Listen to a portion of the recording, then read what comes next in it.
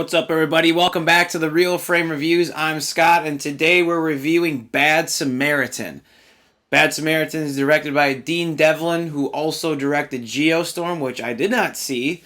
So I was coming into this movie with a clean slate, didn't know any of his work, and I didn't really know a lot about this movie going in. I didn't see a trailer for it at all.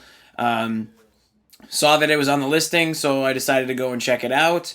And what this movie is about two valets that actually have a pretty, I guess, decent idea to find the homes of the person that they're valeting for and break into their house, steal their stuff because they know where they are. They're at dinner and take their stuff, and then it's like it never happened. But what happens is one of the two valets goes to a very rich person's house, and what they find out is actually this guy has a woman captive inside his home, and that just sparks the entire plot for this movie, and it's ups and downs, I would say. Looking at this, I believe... Actually, I know that I'm a big fan of sort of these break-in movies or movies with creepy neighbors, stuff like that. It all started with Rear Window, Alfred Hitchcock's Rear Window. That movie was super intense. I absolutely love it. And from there on out, you usually see these movies sort of pop up at different times. I mean, if you think about other movies like Disturbia with Shia LaBeouf, that's one. Although it's kind of brainless and mindless, it's a fun thing when people go into these houses and sort of have to creep around and try to snoop to see what the neighbor's actually up to.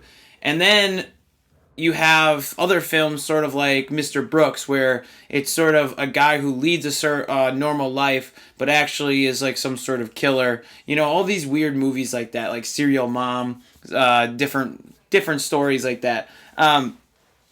With this movie, it actually it starts a little flat for me, so I didn't really actually care about the first break-in that they do. And it's not until the second break-in that I started sort of getting into it a little bit more. And even still, I wasn't actually on the edge of my seat like I normally am with these movies, like a Disturbia or Rear Window. It was really just kind of, they just go in and you're not really nervous. There wasn't much tension. And I think a lot of the issues that I had with this movie, the tension being one of them, is based on the direction. And the direction to me was actually kind of flat. There were times where I thought angles were used in the incorrect way. I mean, incorrect, I'm not a director. I've directed short films, but that doesn't really mean anything. I've studied it, but for me, it didn't work. Like it was an angle that was used in what I thought was a completely wrong way. Blocking wise, there were some really odd choices of blocking. So like you see how I am sitting in front of pretty much everything. Maybe not this, but I'm still kind of in front of it. But it would be like if these shelves were in front of me, you would think, oh, am I watching the movie shelves speak to you? No, I'm speaking to you. Therefore, I'm blocked in front of these movie shelves. So it was odd that some choices that he was making. The next thing that the director was doing was having some very, very odd choices when it comes to characters and choices. And that could go back to the script, but it also is something that the director has to deal with.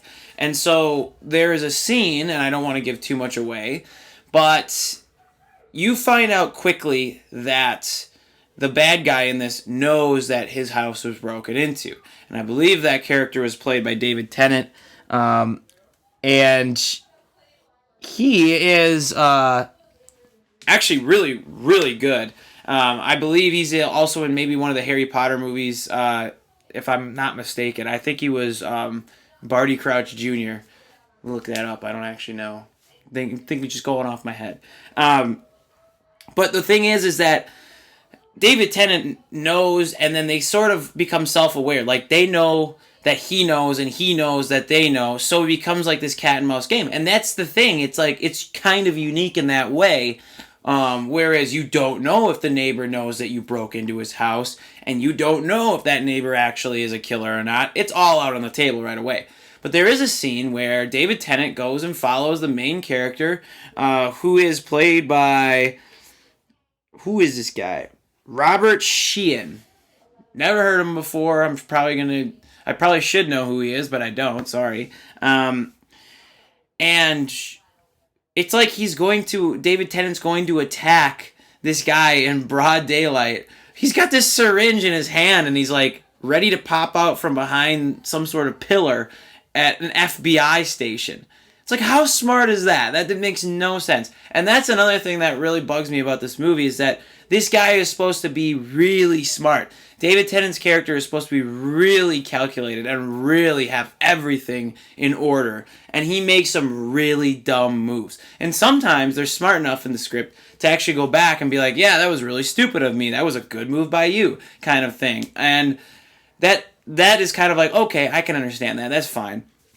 But most of it, it's like just kind of thinking, scratching my head, like, oh, why would he make that mistake? That doesn't really seem like that character would make that mistake.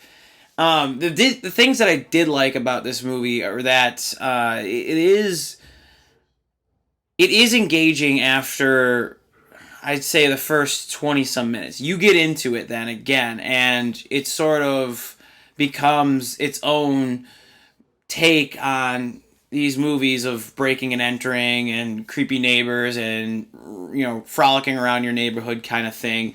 And that's what I liked. I did enjoy that aspect of it. But there are some serious issues with the acting in certain areas. Like, the FBI agents are absolutely horrible. The actors I don't know what happened there. But there's also, they take a huge exposition dump towards the end to the climax. And it's like, we know, we're watching the movie. We just made it an hour and plus into the movie. We know what's going on. You don't have to sit there and take a big old exposition crap right in our face, because we know what's going on. Like, we know, we understand, we get what's happening. And so there was some issues with that as well. I'm a little torn between this movie. I liked it in a way, and then I didn't like it in a way. And I think molding that together for right now, and I can imagine that I would come back to this movie just because of the aspects of those, like, breaking and entering things. I don't know why I love that kind of genre, but I do. It's something weird, but I guess I got to see more of those kinds of movies, or I wish more of them were made. But I do like how it breaks sort of the constructs of that sort of genre and tries to become its own thing. It gets a little cliche. There are some questionable moments directing-wise. All in all, I think you can go into this movie and have a decent time with it. And I think you might be on the fence of, oh yeah, I liked it, oh yeah, I didn't like it. And I actually literally on the fence, like, yeah, I mean, it was all right, it was good. So I'm gonna give it a 2 out of 4 stars, because I really don't know where else to go with this. I think it's upper 2 out of 4, because when I'm saying 2 out of 4, I'm a little disappointed in films. I didn't have disappointment in this movie. I thought that maybe it could be something a little bit different, but I had no expectations going into this. So coming out of it, giving it a 2 out of 4, I'm thinking, yeah, might as well. I mean, I'm not going to give it a 2.5. I'm going to give it a 2. That sounds good to me.